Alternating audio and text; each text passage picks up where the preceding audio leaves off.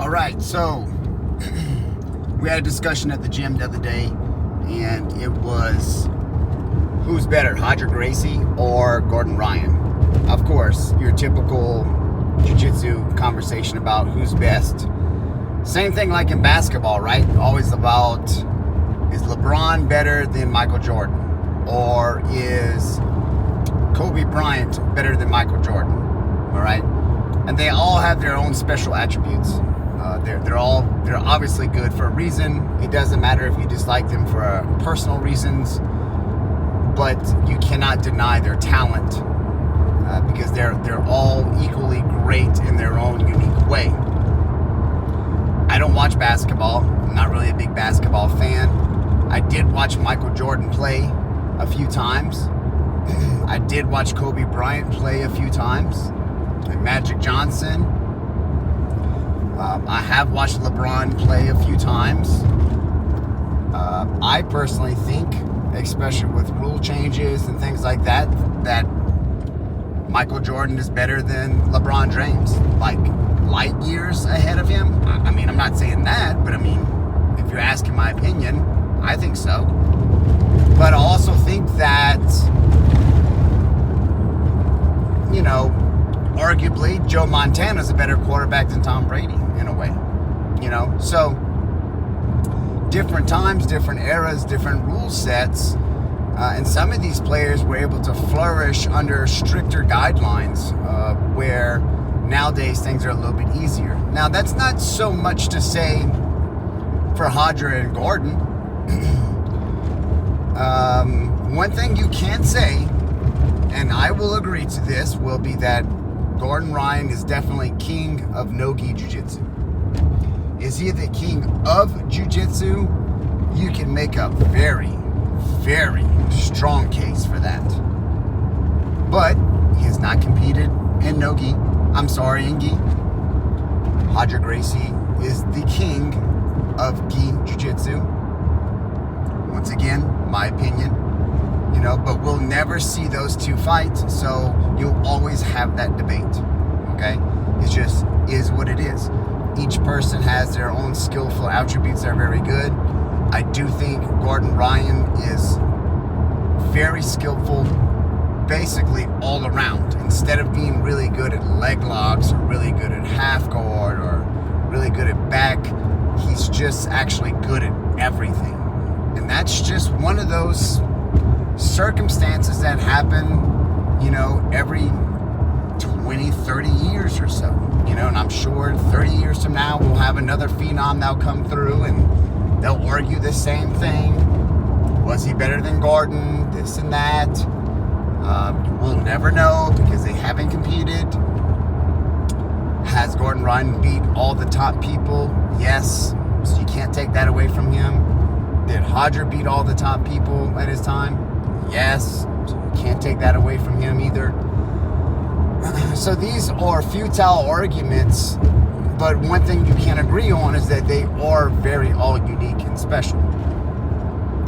Like I said, I do think Gordon is a better no-gi grappler, and I do think that Roger is a better gi grappler, and if Gordon was to put on the gi and do just 90% of what he's done in no-gi, then he would most likely retain that title as the king of all time. But of course, you know, then people would say like, well, yeah, but he did lose this time and this, you know, so you'll never have a definitive answer. But at the same time, like I said, you know, different times, different rule sets, you know, ADCC allows a lot of different things that Roger could not do in the gi in a lot of competitions. All right.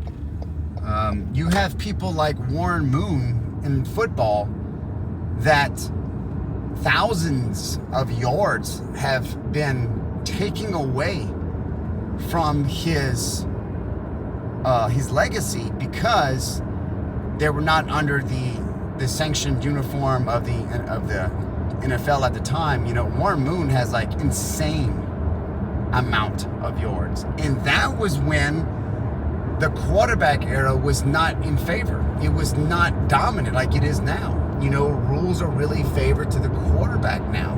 So it's a lot easier to make more yards because higher scoring games make more money. I like high scoring games, but I was a defensive person. I like low scoring games. That shows like it's a great game, But look, everything's different. Everyone's on someone's own opinion. But at the same time, they are all special. Warren Moon is a great quarterback. Tom Brady is a great quarterback. Joe Montana is a great quarterback. Who's better? I don't know. I don't really care. It's fun to talk about it, but at the end, I really don't care. It's just, they're all great. Gordon is great. Is he the best? Sure. Is Hodger the best? Yeah, sure. Whatever. State your case. I remember, I guess it was about 6-7 years ago, I said that, what's his name? God damn it. Oh, this big guy. He actually tapped Dean Lister. First time Dean Lister had been tapped in fucking ages. Oh, shit. Great catch wrestler. Anyway, I said that he was in the top 10 best guys, in the world at the time. And of course, right away, someone said, you're crazy, this and that, blah, blah, blah. And then now the guy gets a lot more credit for the things that he has done. Fuck, what's his name? Anyway, so different times have different circumstances, and, you can't say that so-and-so is not the best fighter in the world because, well, he could have never beat so-and-so. We don't know that, You could arguably say that GSP was the greatest fighter of all time. You could say easily that Khabib was the greatest MMA fighter of all time, right? Look at his record. Impeccable. I mean, completely just ran through his division. Basically retired, yes, due to the fact that his father died and this and that, but there was nothing else to prove. I mean, he beat all the top guys. I mean, what do you expect to do? Just keep beating the same people over and over? So he retired with a lot of money in his head, functioning normal. But is he really the best of all time? I don't know John Jones personally. I've got the luxury of meeting a lot of fighters, knowing them on a personal level. A lot of these guys are good guys. For what I can see on the outside, I do not condone the acts of John Jones, but I don't know him personally, and many times I've said that I thought he was not a good person at all, but I will say that he's probably the best MMA fighter of all time. I mean, throw any roadblock you ever want at that man, and he has consistently put up the numbers. Consistently. Oh, well, he can't take drugs anymore, so he's going to feel everything. He can't go high on cocaine, blah, blah, blah, blah, blah, blah. Well, he still wins. Didn't seem to affect him. Oh, well, yeah, he can't take steroids. Can't take steroids because, that's what makes you good. Nothing to do with training. Training and taking care of yourself and utilizing the steroids appropriately, that has nothing to do with winning. It's just the fact that he took steroids. So now that he can't take steroids, yeah, he won't be able to keep up. Still winning. Still no problem. Oh yeah, he went to jail or he hasn't been training, he fell off, blah, blah, blah. He's trying to make a comeback, he's just gonna make some money, this and that. Still winning. So every roadblock that man has hit, he has ran through it. So yeah, you could arguably say that he's the best MMA fighter of all time. And I can easily say that if he stood in the ring with Khabib, I'm in no way, shape, or form, unless I'm gonna bet like about $50 for fun, that I'll say Khabib will win. Otherwise, absolutely no way. Like, he's not going to win. I mean, just not. I think Lomachenko is one of the greatest counter boxers I've ever seen. That guy's head movement is insane. I also think that in his prime, if he fought Roy Jones Jr. in his prime, he would get his face crushed.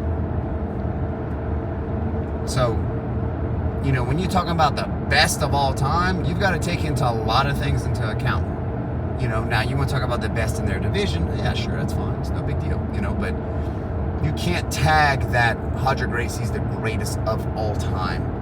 You know, Gordon couldn't beat him.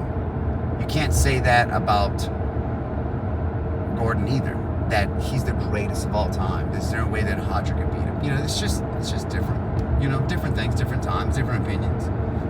I would love to see some matchups, obviously.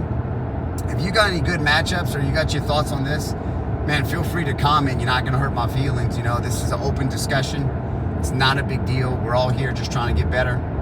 But I would love to know specifically why you think one person would be better than the other, which is the whole point of having these conversations. You know, a lot of people were able to point out certain things that others weren't in our conversation at the gym, you know, and it kind of sheds light on the overall topic of, you know, who's really the best. So if you have a comment or you have a belief system on why, I would love to hear it. And even like MMA or boxing, you know, whatever, you know, this is all combative sports, you know, so let me hear what you got.